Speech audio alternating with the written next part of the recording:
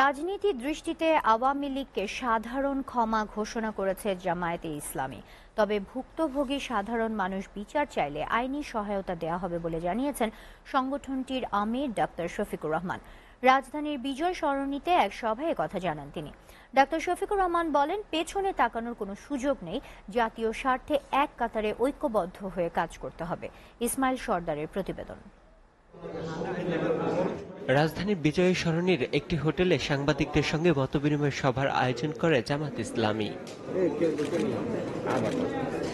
জামাত ইসলামী সম্পর্কে আওয়ামী লীগ গেল 15 বছর মিথ্যা তথ্য দিয়ে বিভ্রান্ত রেখেছে গণমাধ্যমকে বলে অভিযোগ করেন সাংবাদিকরা। সরকারের এক ধরনের প্রচ্ছন্ন নিষেধাজ্ঞা ছিল, চাপ ছিল, যার কারণে বাংলাদেশের গণমাধ্যমগুলো সাদাকে সাদা এবং কালোকে কালো বলতে পারেনি। তো গণমাধ্যম কর্মী হিসেবে আমি 24 বছর ধরে কাজ করছি, কিন্তু আসলে আপনাদের সম্পর্কে যে তথ্য আমি পেয়েছি অনেক অপপ্রচার আছে, সত্য জানতে দেয়া হয়নি। এই দায়টা আসলে কার?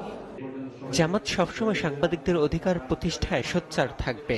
দেশ ও জাতির স্বার্থে প্রাধান্য দিয়ে সকল প্রকার ভয়ভীতি ঊর্ধ্বে থেকে নিরপেক্ষভাবে পেশাগত দায়িত্ব পালন করতে সাংবাদিকদের প্রতি আহ্বান জানান জামায়াতের ঢাকা মহানগরী উত্তরের আমির সেলিম উদ্দিন।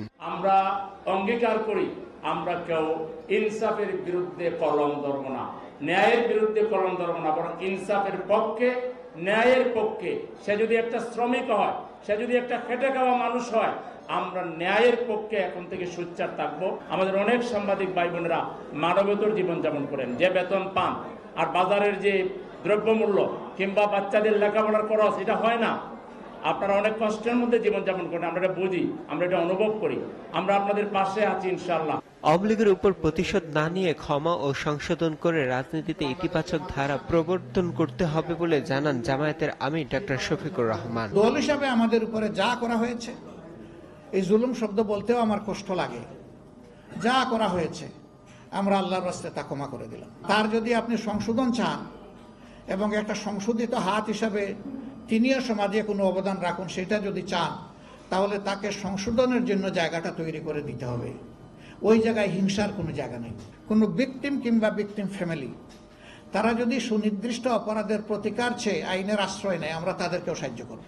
সাংবাদিকদের দায়িত্ব ও কর্তব্যের কথা উল্লেখ করে তিনি বলেন, সাংবাদিক ও রাজনীতিকরাই সমাজ পরিবর্তনে এবং ন্যায় ইনসাফ প্রতিষ্ঠায় যৌথবদ্ধভাবে কাজ করতে হবে। রাজনীতিবিদরাও স্বৈর শাসকদের সেনদৃষ্টিতে পড়ে, আবার সাংবাদিকরাও পড়েন। আমি ব্যক্তিগতভাবে বিশ্বাস করি যে ব্যক্তি কিংবা জাতি পিছন নিয়ে কামড়াকামড়ি করে সে পিছনে পড়ে থাকবে, আর যারা চায় যে আমরা এগিয়ে যাই তাদেরকে ফরওয়ার্ড লুক করতে হবে, সামনে দেখতে হবে, এবং সকল নাগরিককে তার অধিকার সংবিধান এবং রাষ্ট্র যা দিয়েছে করুণা হিসেবে নয়, তার অধিকার হিসেবে তাকে দিতে হবে। ইসমাইল সর্দার, SCTV, ঢাকা।